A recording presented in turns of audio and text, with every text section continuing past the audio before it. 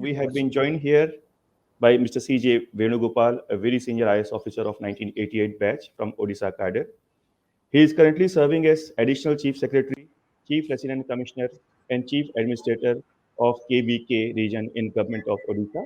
KBK stands for Koraput, Valangir, and Kalahandi. Shri Venugopal has a rich experience of over 30 years in diverse domains such as energy, renewable energy, industry, infrastructure, IT, and urban development. And like Mr. Naveen Sona, with Mr. CJ Venugopal also, Elets Technomedia had the pleasure of hosting a couple of conferences in partnership with his departments. So a very warm welcome to the second day of Elets AatmaNirbhar Bharat Summit, Mr. Venugopal.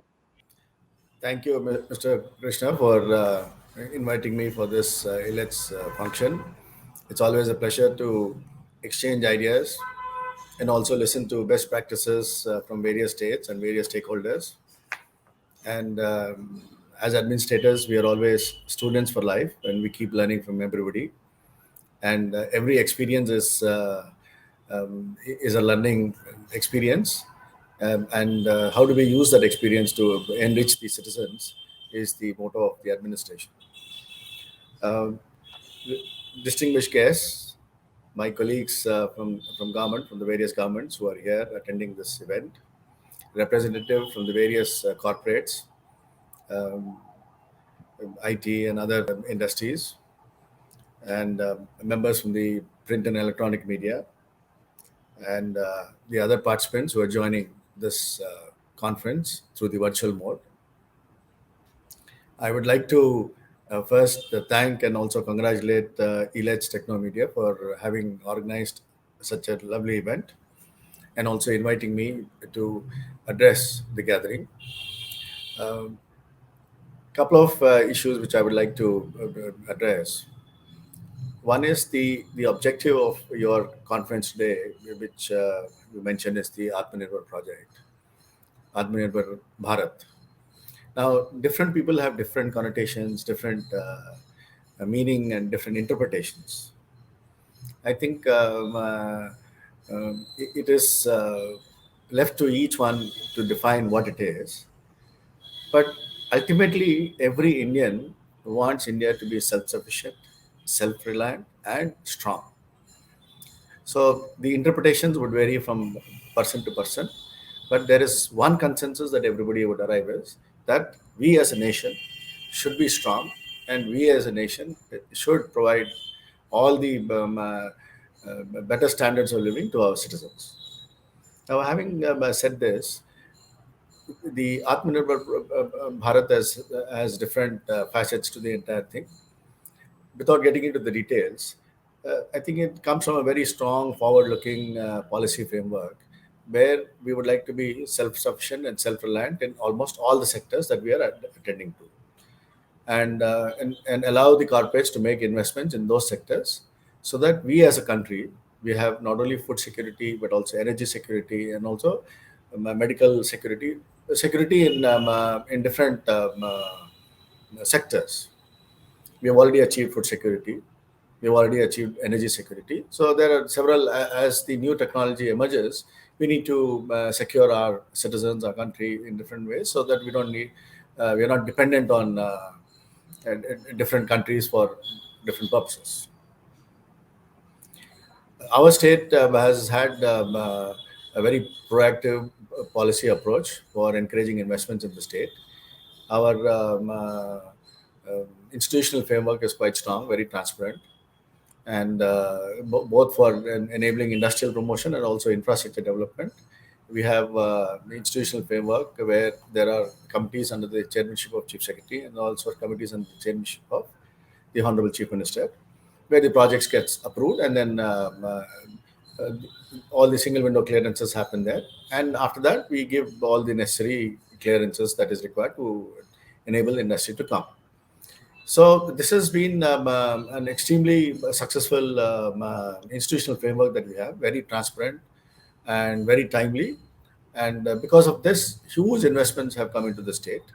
And the narrative in the state today has changed. What it was earlier and what it is today, it has totally changed.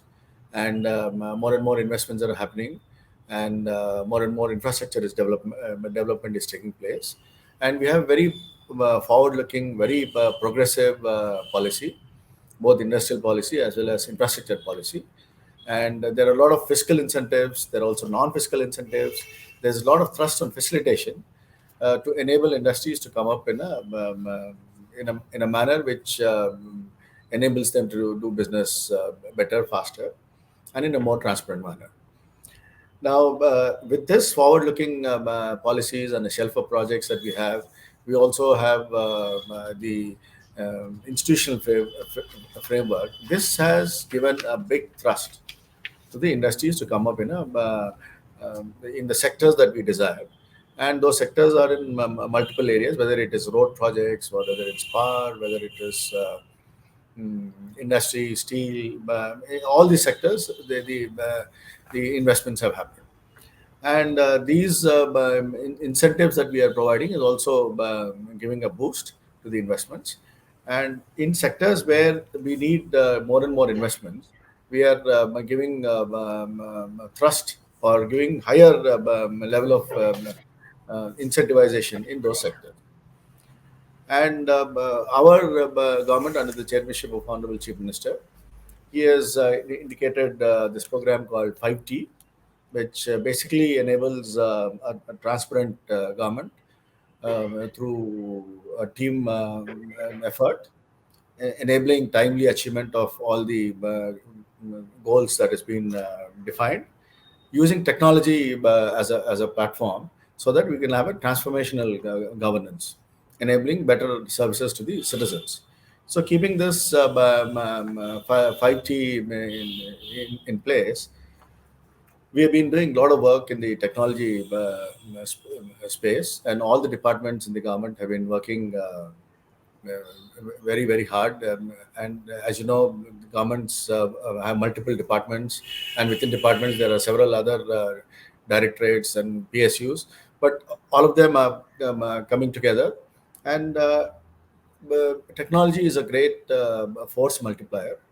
And because of this IT enabled solutions that we are designing, there is a huge, I would say, uh, improvement in the service delivery to the citizens.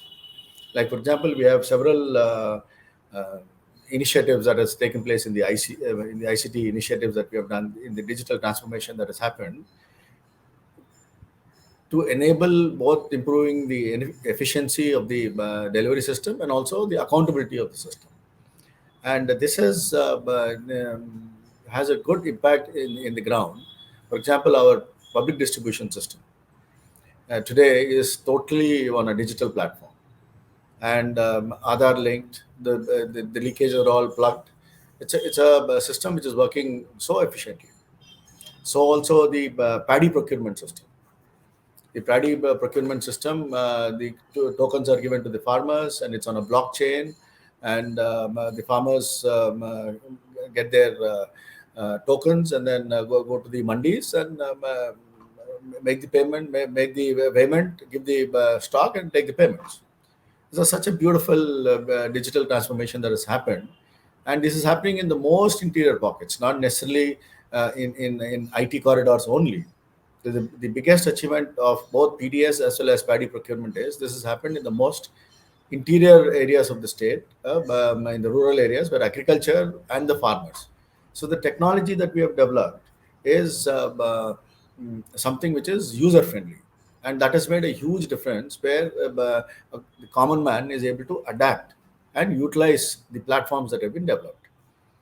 For example, in the agriculture, we have the licensing platform. So, or even the distribution of seeds, fertilizers, pesticides is all on available, including dealerships. They're all on these platforms, digital platforms, and the ecosystem in that sector, in the agriculture sector, are all on working on this platform. So also the DBT, the direct transfer that's happening to direct benefit transfer that's happening to the farmers for different programs, is also now a database which has over a period of time become more and more sanitized, and it's becoming a single source of truth. and this is enabling the distribution of various benefits to the citizens, more accountable, more faster, and more efficient.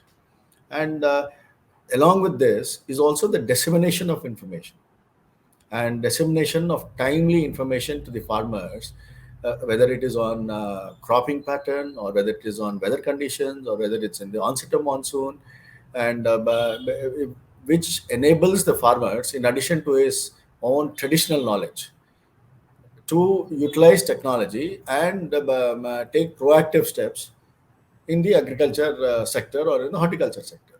I think this has also had a very, very positive impact. And we as a state, in some areas where there is to be shortage of crop today, they are bountiful of crops, and people are using technology in a very big way. So this is a direct benefit of technology to the by the farmers, which has enabled them to improve their living standards. I think is a great a tool that we have used. So also the registration of vehicles in the RTO, the driving licenses, the entire transport sector. You name it, the entire transport sector, which includes registration of vehicles, then issuing of driving license, and then the renewal of all those which come under this, are all now available on a digital platform. So there is no physical contact anywhere. Everything is on digital, and it's very successfully done. And now more and more improvements are being added onto this platform that has been developed. So also in our state, the entire education of a child, the entire life cycle is on a digital platform. You have online admissions, then you have the midday meal programs, every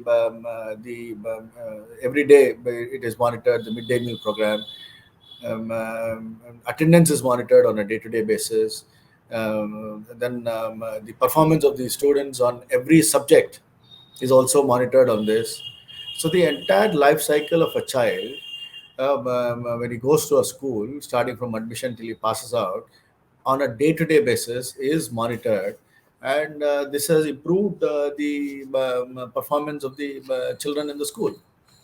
I think it's a great platform, and of course we could the scholarships have been added onto this now.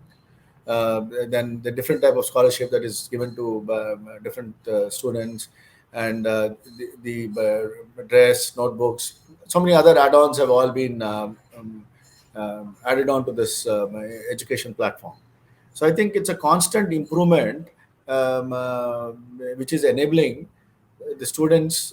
Because of this, there is a reduction in the dropouts. The attendance is improved. The admission rate has also improved. The girl child education is improved. The overall quality of education is improved. So technology has played a very major role in this, along with the passion of the staff who are working on this, and this has made a huge difference. The other area that the state has been actively working on for the several years is the land records digitization. Our state is considered to be a pioneer in this land records digitization, where all the land records of the state, of all the villages, we have about 50,000 odd villages, all villages, all plots, all entire land has been digitized, and the flow of title has been flow of title has been synchronized. The encumbrance certificate, you can get it on online. The mutation can happen online. You can monitor your mutation to get the record of rights. Your patta can be monitored online. So this has enabled citizens in a big way. So also the registration of anything, whether if it's registration of societies, registration of partnership firms, or whatever modification thereof, it's all online. You don't even have to go to the office. That is the extent of digitization and automation that has been done. It has become almost, I would say, faceless. So one could go there and collect all the necessary documents and get your society incorporated or anything. So also for the land record also, something like that has been done, and all the land registration can happen online, and this has helped people in a big way. So what is important in all this is that we have been trying to. There are challenges, of course, in government. We all work in silos, and each silo needs to be integrated at some place. From the registration, it has to go to mutation, from mutation to land records, and then the updation has to happen.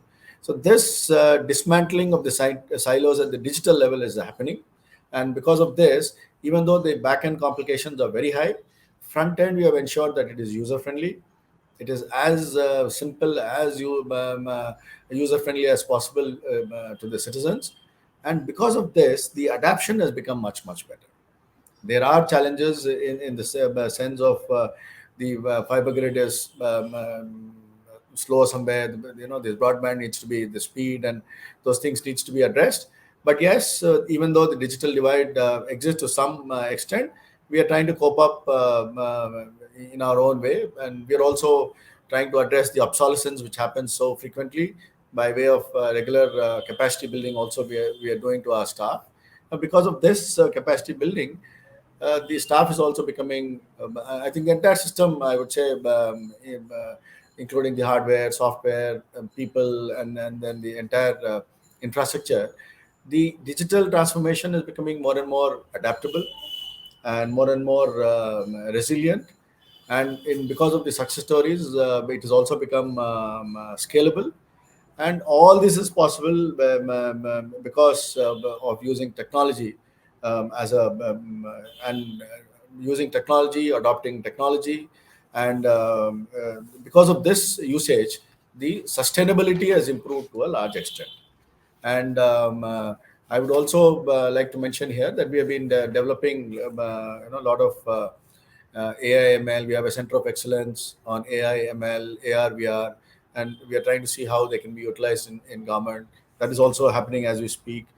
We are looking at a digitally empowered knowledge economy where we would want an inclusive ecosystem where the citizens can use all these platforms. And to enable this to happen, we are focusing on creating digital platforms for multiple sectors, Hmm. so that it is API driven, and it is just plug and play. Different APIs get plugged onto by different departments, and the back end complications are there, but front end ease of doing accessing is ensured. The whole idea of this is, like, the industry is looking at ease of doing business, we are looking at ease of living for the citizens. And digital transformation has a huge role in enabling this transformation to happen. And we have been quite successful. And the journey, we are trying to add more and more as a new technology comes. We are leveraging technology in a manner that it can resolve several issues. And at the same time, we also reach out to the citizens. Before I conclude, I'm sure I may be taking some time. Krishna is nodding his No, no, head, so I will. please continue. You are very beautiful insight. So you may please like to use your time. No issue Yeah. for So 2 more minutes. this the technology which I mentioned to you, can be in healthcare, it can be in fintech, and it can be in agri-tech, and sewing apps can be there, health sewing apps in the agriculture, weather apps can be there, which indicate what type to. These are all very user friendly in the vernacular language, and people can use it. And all this has a huge impact on the citizens. And today, our farmers are able to use such technologies. Now, it, when so much of development is happening within the state, within the country, this digital transformation that is happening, it has also created the demand for a lot of products, and created a new market for various markets, which is another source of opportunity for all of us. And This is something which we, to make our country self-sufficient and to make ourselves self-reliant, it is necessary that we need to set up such infrastructure facilities within the country, manufacture, for example, solar renewable energy. Huge capacity is getting added. So the demand has been created. Now it is the time that the focus should be on creating a manufacturing facility within the country, so that we create huge employment opportunities, and this is something which is possible. So we need to do a value chain analysis for every sector. I would like to repeat this, that a value chain analysis has to be done for every sector. And every sector, there is a huge gap, and these gap can be filled up by suitable policy interventions, by suitable fiscal and non-fiscal incentives, and by bridging this information gap and knowledge gap. I'm sure more and more corporate sector would come up, set up these facilities in our country, and with this we can create huge employment opportunities. I think the whole AatmaNirbhar Bharat objective is to create employment opportunities within the country, and create better living standards to our citizens. And by focusing on creating manufacturing facilities within the country is one of the interventions that can happen, and this should happen in all sectors. So also infrastructure development, be it roads, water supply, electricity, whatever infrastructure that is being developed, because all the infrastructure that we are creating so far is all the infrastructure for the past. We need to create infrastructure for the future. A two-lane road I construct, and within a short time, the traffic so full that I want to make it four-lane. I make a four-lane, immediately it becomes the demand is there for a six-lane. So we need to create such infrastructure for the future, and when we do it, it is also imperative that we need to use more and more of local materials. Once you start using the local materials, this will create huge employment opportunities. And not only are we creating infrastructure, but we are also creating employment opportunities. So we need to also identify such economic corridors linking the producers, be it in whichever sector, and the markets. So once these corridors are getting connected, these economic corridors are connected. It could be agriculture, it could be horticulture, it could be sericulture, it could be handicraft, it could be handlooms, or it could be in industry, steel, aluminum, whatever. Any economic activity taking place in any place, those production areas should be linked to the markets. And I think these Please economic conclude, sir. corridors would become the way to prosperity in the future. I think these are some of the thoughts which I thought I will share with you. And in this entire process, MSME will be a very, very important force multiplier. One needs to give a lot of hand-holding, a lot of support, so that they also compete, and they're also viable in the entire scheme of things. They not only participate, but they also partner in the progress that is happening. And while doing all this, the entire ecosystem should also have education and skill development, so that the manpower requirements which are there, for the industry, when this is happening, we are also able to meet these requirements. I think broadly these are some of the thoughts I thought I will share with all of you. Thank you, sir. Thank you so Before I much for conclude, I would like to those. thank Dr. Ravi and Krishna Mishra for having invited me for this function, and also giving me a slightly longer time to share my thoughts. Since Elets is a very good platform where one can learn and one can exchange ideas, I thought I will share my ideas with all of you. Thank you very much for inviting me. Thank you. It's a pleasure, sir. It's a pleasure as always. You have been a wonderful speaker. You shared your thoughts so beautifully. You articulated your thoughts, and it's quite heartening to know the technological interventions being played out in the state of Odisha. You rightly mentioned various technological interventions, how you have been able to transform the various sectors like agriculture. We talk of agricultural licensing. You mentioned about the transport sector. You mentioned about education sector, how technology can help in complete overall the education sector in the state of Odisha. And you also mentioned how the state has been one of the pioneer states in India as far as digitization of land records is concerned. And beautifully put up by you. The need of the hour is to do a value chain analysis across the board and identify gaps and how we can fill those gaps with the help of policy intervention as well as technology intervention. Thank you so much, Mr. C.J. Venugopal, Additional Chief Secretary, Government of Odisha. You are sharing his thoughts.